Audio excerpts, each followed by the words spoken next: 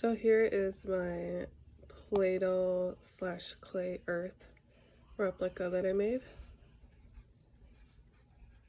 And I am gonna slice it right now with a knife.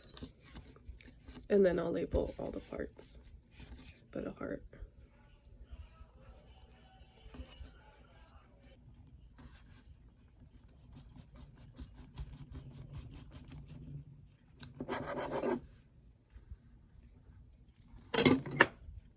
Got a little smeared, but now I'm going to label them.